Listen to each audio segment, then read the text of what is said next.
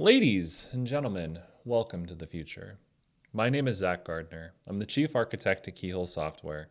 About 3 to 4 months ago, set on a little bit of a quest. I wanted to go and find out more about generative AI. I wanted to talk to people that had different opinions than I do, come from different backgrounds than I do.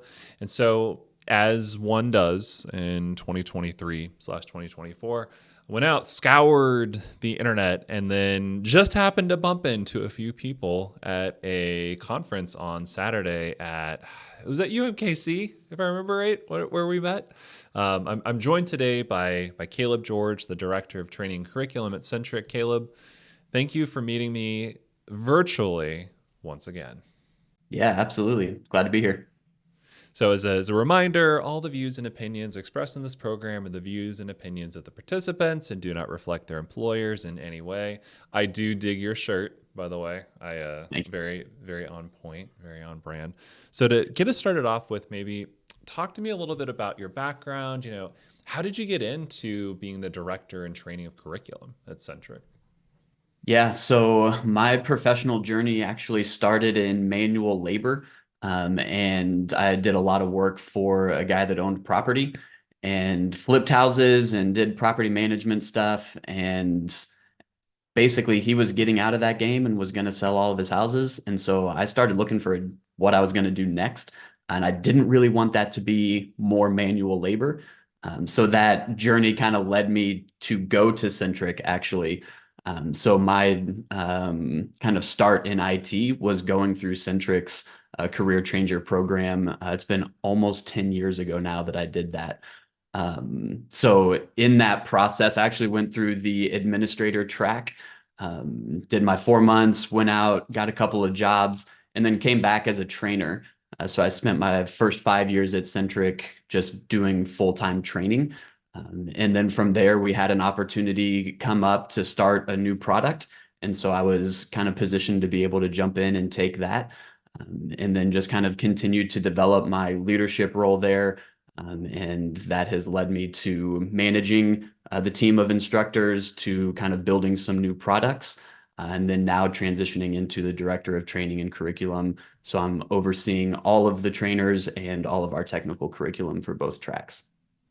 Very cool.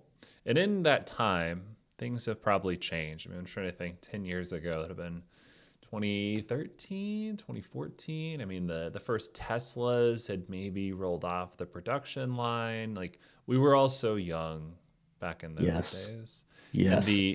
the tools that people have for, both on the instructor side as well as on the student side have probably drastically changed.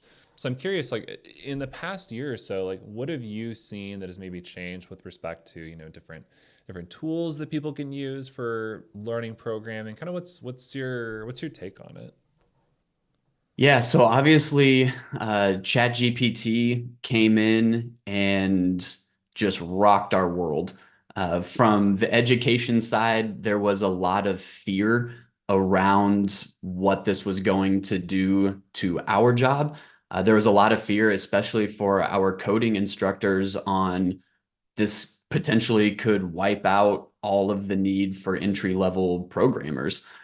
So we had to really think through what that looked like. But we saw it as an opportunity, honestly. So being able to use Copilot tools, being able to use the just kind of publicly available generative AI models, we see that as an opportunity for learners. And yeah, there's going to be some risk there for entry-level programmers, and it's going to change, and I think already has started to change what that looks like. But ultimately, it's just another tool. It's not a replacement for people at this point. hmm Yeah, totally agreement.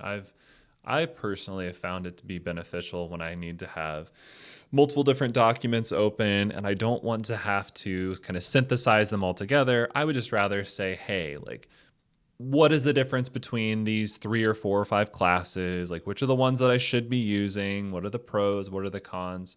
So, yeah, if anything, it's just another tool in the tool belt. And it's probably, as far as I can tell, but based on everyone I've talked to, it's certainly not going to replace us. The major disruption is going to be those that can use it effectively compared to those that, just kind of choose to be Luddites and live in the early 2020s.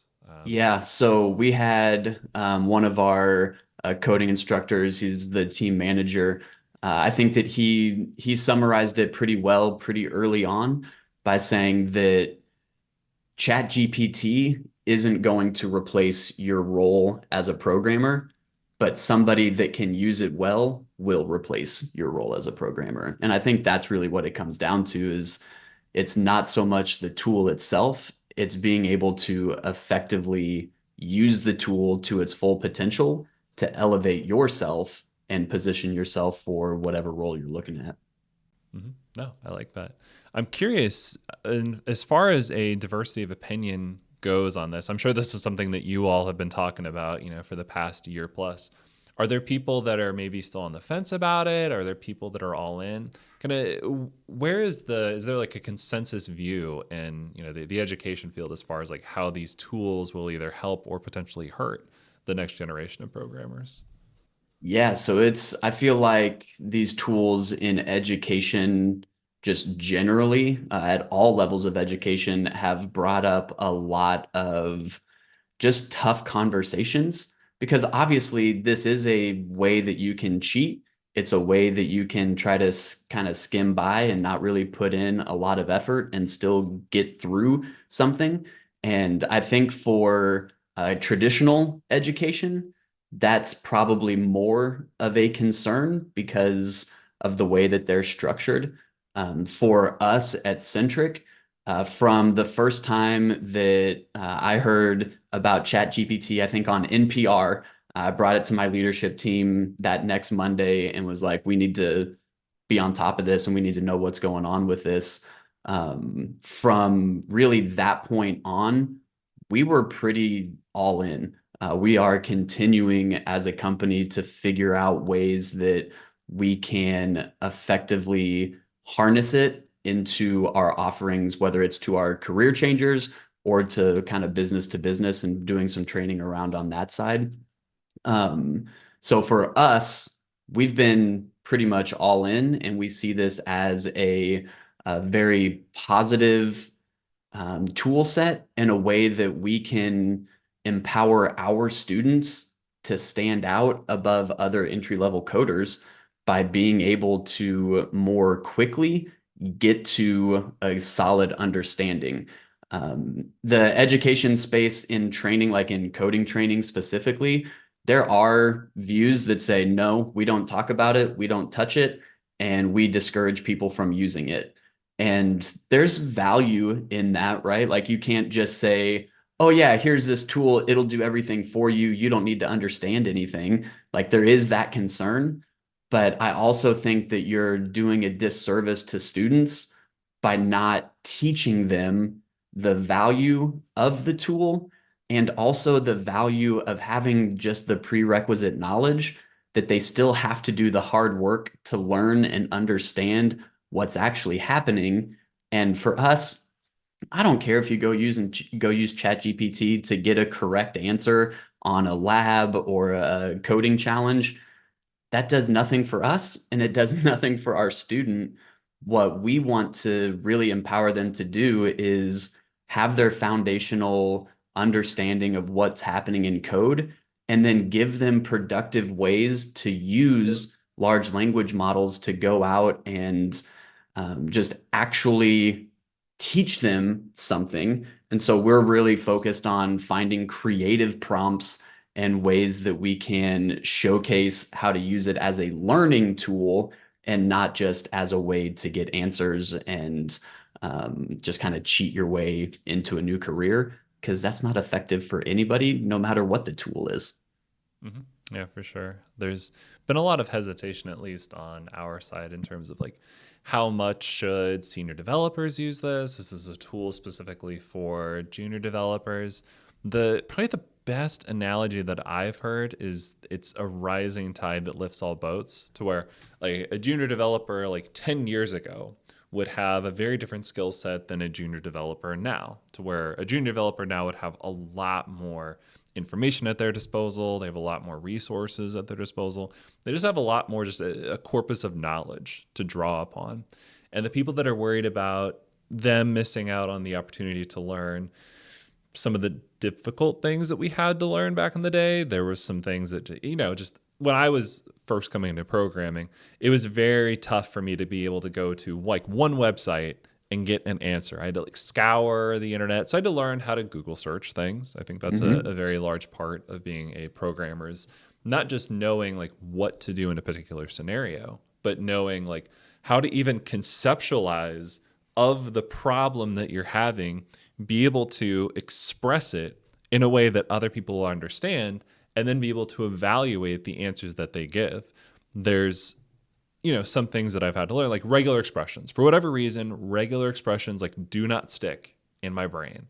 And it's so much easier for me to go to something like ChatGPT and be like, hey, can you give me like this is what I want. This is kind of the parameters around what I'm looking for. Can you give me a regular expression that just does this? And 9 times out of 10, like it's fairly accurate. So Yeah. there are people that are worried that the next generation are going to be missing out on all those, sort of fun activities, these, very, very difficult pieces of our life that we've had to, to endure. But for me, I don't know. I just don't see that as much of a concern. I'm guessing you're probably in the same boat too. Yeah. I mean, do you lose out on some of that like building of grit and like having to put pieces together and like understand things at a different level? I think you do, but if you have a tool that can effectively bypass that for you and you don't have a need to go through that, I think there's also value in that in getting people up to speed faster. And then, I mean, ultimately, I do think it's the responsibility of the individual to decide how am I going to leverage this? And could you use it to just go find those regular expressions and then just kind of say, well, okay, I'm assuming that this is correct, so I'm just going to use it and roll with it and then move on? Or will you say, okay, here's some that I can use.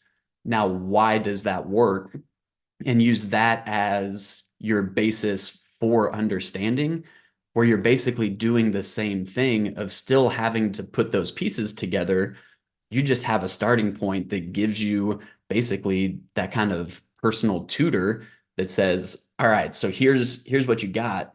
Now what can you do with it to actually understand it, so that as you move forward, you're not just blindly taking results that you're getting, you're able to contextualize those and kind of decide for yourself which way you want to go, or if you even want to use those answers at all.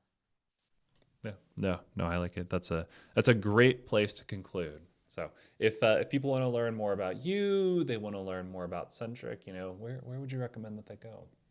Yeah, so I am definitely on LinkedIn. That's the main place that you can find me, kind of posting and sharing stuff from our main Centric page, and then also our IT Career Changers page. So definitely LinkedIn is the place to be. Mhm. It is the place to be these days. So, Caleb, thank you very much for your time. Appreciate it always, dude. And ladies and gentlemen, we'll catch you in the future.